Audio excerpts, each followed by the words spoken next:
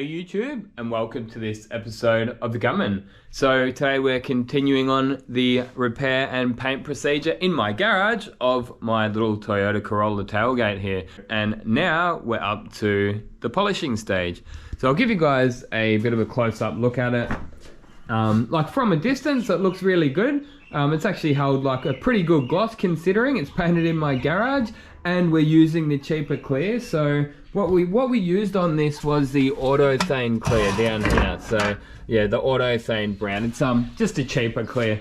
But yeah, the reason I did that is because I've just moved into this house and it's been a pretty expensive move. I've had lots of stuff that I've had to buy, so something had to give and it was the clear in the end. But hey, for a garage clear, it's fine. I'm pretty happy with it. Anyway, I'll give you guys a close-up look. So as you can see, as you get a little bit closer, there's literally like tiny little speckles the whole way through it. And they're just little bits of dust. Realistically, you kind of got to expect that when you're painting in the garage. So that's where the polishing stage comes in. So I've pretty much laid everything out and I'll give you guys a quick look through the materials and products that we're going to be using. So I'm pretty well kitted out when it does come to the polishing stuff. I got right into polishing about a year or two ago. I did loads of polishing videos, maybe to the point where it started annoying a few of my followers. They're like, you know, is this a painting channel or a polishing channel? But I'm glad I did it. I had fun and I learned heaps of stuff. One other thing that I'm actually going to be doing is the roof on this car as well, because I painted the blacks on my little Corolla probably about a year and a half ago now, and the clears just started dying. Like, I'll give you guys a quick look at it, but yeah, you can see that it scratches really easy. Like, that has all been sanded back dead flat, but you can see that it scratches really easy. Now you won't be able to see down the, well, you can probably can see, the lighting isn't perfect, but all down the side here it doesn't have all those scratches, and I think part of that is just the clear that I use. So I used the quartz crystal clear. Yeah, it was quartz crystal clear. But this clear here, it's a ceramic clear. So it takes a little bit more finessing and knowing the correct procedures to get this stuff looking right. Like, I had real troubles with this getting it right. First I thought, like, what's going on? Like, I buffed and buffed. I did what I used to always do at work on the normal clears that we use, and it just looked swirly. It looked terrible. So it took a bit of extra time to get the right stuff to get rid of those halos.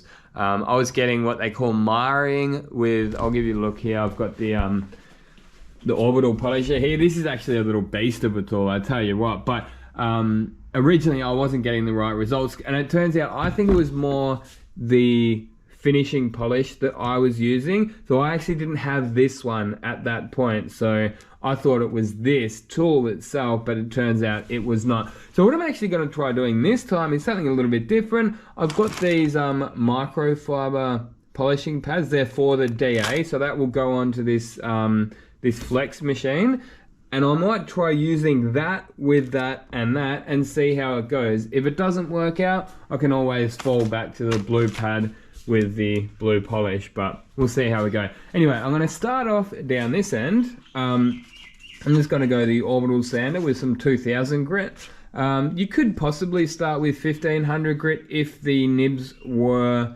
bigger, but I reckon most of the nibs on this they're mostly small ones, and the other side of it, I don't have any 1500 grit, so we'll go with 2000 grit to start off with. Now these ones, I actually really like these ones because they're dry, so you can see exactly where you're at when you're sanding. So they do have wet ones as well, but I've found with those ones, like, because there's water all over the panel, you've got to dry it down to see where you're at. So I do prefer doing the dry sanding with the 2000 for the correction stage, and when we get to the 3000 and 5000 stage, the correction is pretty much done. All you're doing is scratch refinement. So you're just going down through the grades to make it every scratch is finer, so it's going to make it easier to polish up. Now this is a stage you probably don't really need to do. Well, you definitely don't need to do, but I like to do it.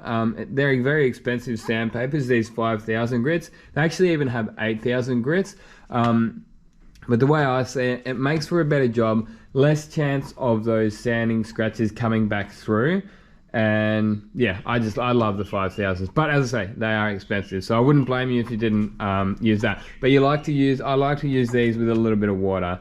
And another thing that I've learned relatively recently, I think I saw it on like a 3M video, is that when you're sanding with these 3 and 5000, you probably should do it always, but don't just do it by feel and sort of go all over the place. Do it systematically. So you do, I think it was like 8 passes. You go 1, 2, 3, 4, 5, 6, 7, 8 with the width of the piece of sandpaper, and then you come down the width, or maybe I think it was like half the width. That's right. And then you do 8, and then half the width, 8, and then you even cross hatch it a little bit. So you're doing it more systematically, more so than just this bit, and you might have gone over one section 3 or 4 times, but missed the other section. So it's just like a little thing that is definitely helpful. Look, I've been in this industry for 22 years and I'm still learning. You do actually have to be pretty careful with your ego, especially in this industry, because like you can do like a nice paint job and you can be like, yeah, that's mint. And then you can go around thinking, I'm the best, I'm so good. But it doesn't mean that there's not new ways to do it, because there really is. Anyway, as I was saying, so we're going to be going 2000 first, 3000 second, and then 5000. Now I've got myself a new orbital sander.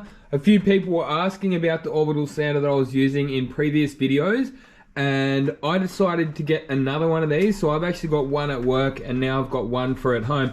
But this is actually sent out by Spray Guns Direct. I was actually going to buy it and they just said, no, don't worry about it, we'll send you one out, sponsored. So thanks to Spray Guns Direct for that. If you would like one, be sure to go and check out the link. But yeah, as I say, so we'll go 2000, 3000, 5000, and I'll be doing all of that on the orbital sander here. A few people actually asked what orbital sander I was using in some previous videos. Now, I actually went and got another one. I was going to pay for this, but I asked my sponsors, Spray Gun Direct, I said, hey, can I get another one of those orbital sanders? But I said, I want to pay for it this time. They said, don't worry about it, we'll sponsor you one again. So I'm very thankful for them of that. But I did go electrical for the main reason that I'm working from home. So rather than expecting all of that performance out of my compressor, I'd rather just get an orbital sander. And I've got another one of these at work. Turns out the other one that I've got at work is actually slightly different. Like the on and off is up the top of it. So I actually think the one that I've got at work is slightly better. So I hope this is the older model.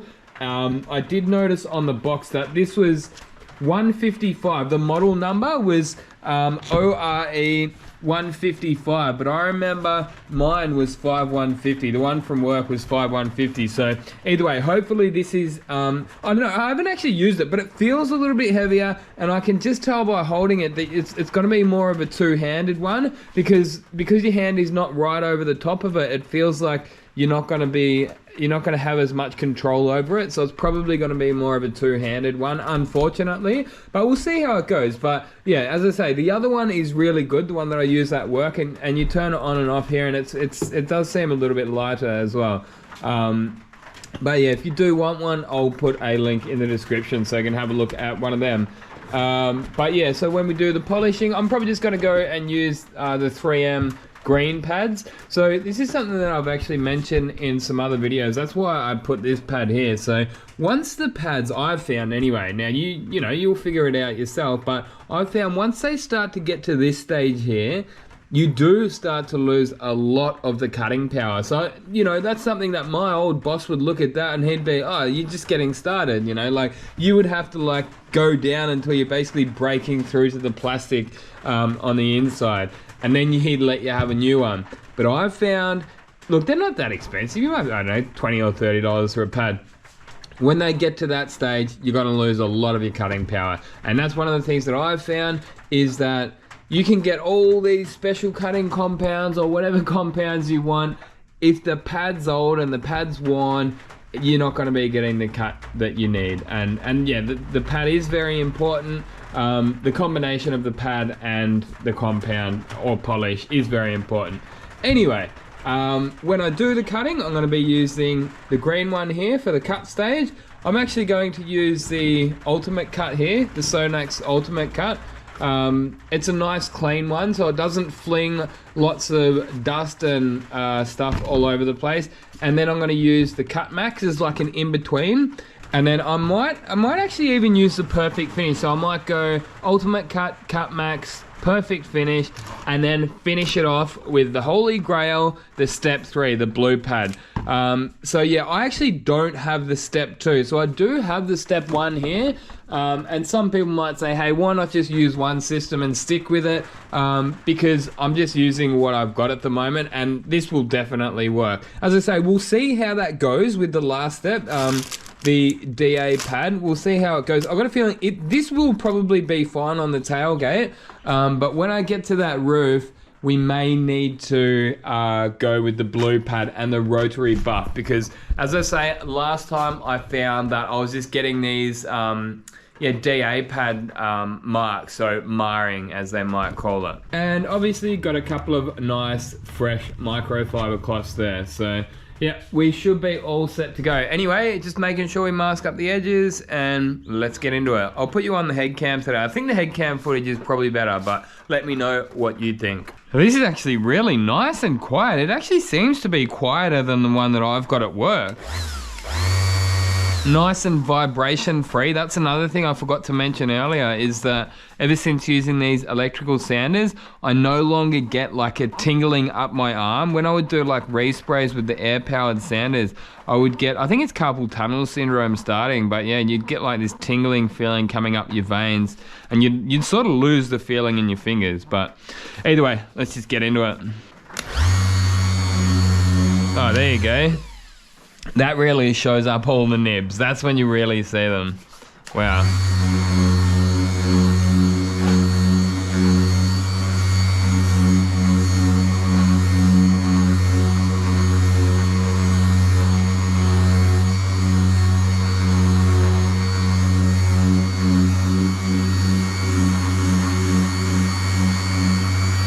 It's actually not too bad, this orbital sander. Like it feels like your hand's a long way away from the panel, but you can definitely use it with one hand. And it's nice and quiet. How quiet's that? It's a little ripper.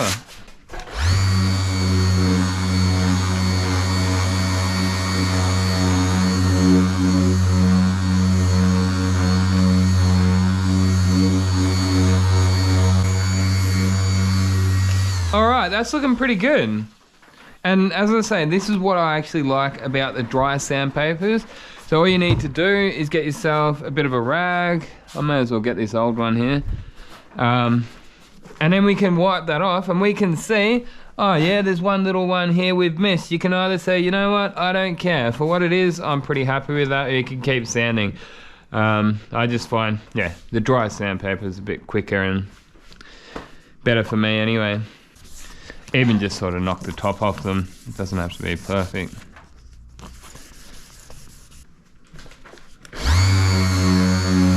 One, two, 3, 4, 5, 6, 7, 8. And we'll do this corner. 1, 2, 3, 4, 5, 6, 7, 8.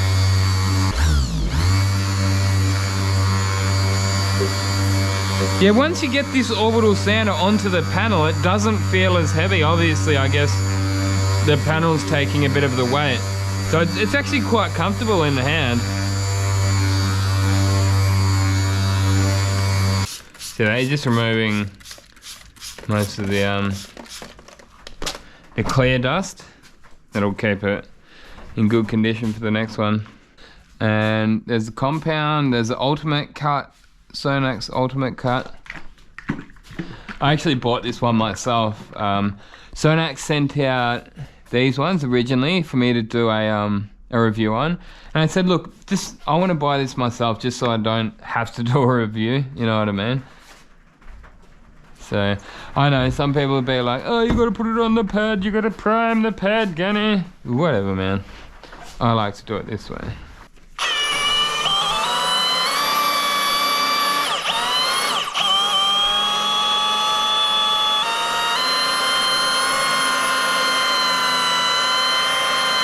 Have a look at that, man. Coming up nice.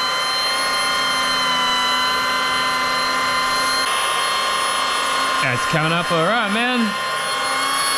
Considering it's fully cured, as long as you get those scratches out right, like as long as you get rid of all those 2000 grit scratches, you're probably all good.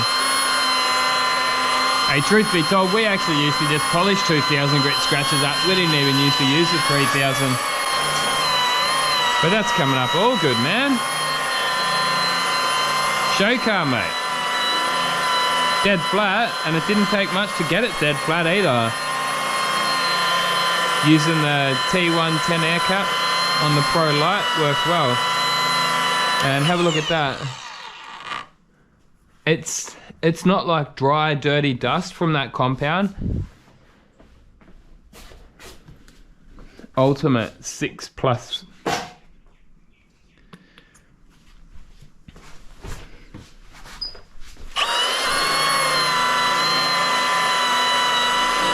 I'm pretty happy with that for a first run. Like that's the initial cut, and then what I'll do is just go over the whole thing.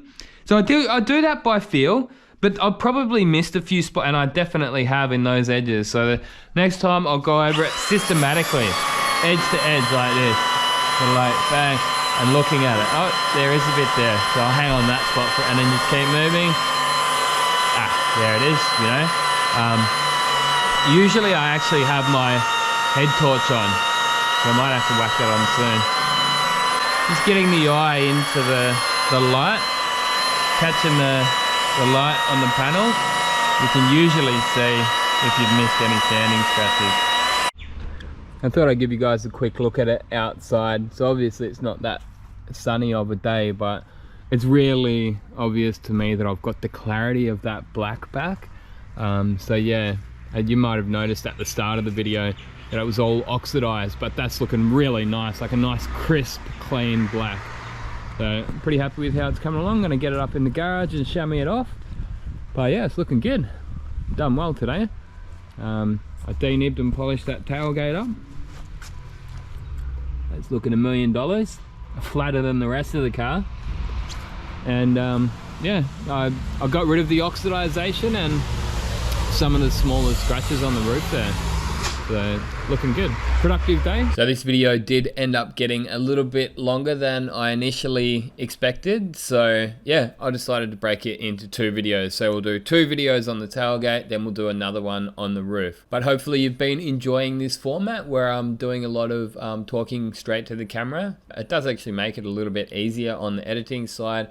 And yeah, let us know if you prefer this or you prefer the narrated videos. I'd like to say a big thanks to everyone for watching, and if you'd like to support the channel further, you're more than welcome to go over and check out some of the merchandise we've got. My personal favorite is those spray suits. So they're a good quality Corolla branded spray suit with the Gunman logo on it. There's also hats, drink coolers, hoodies and t-shirts, so be sure to go over and check out the link in the description if you are interested.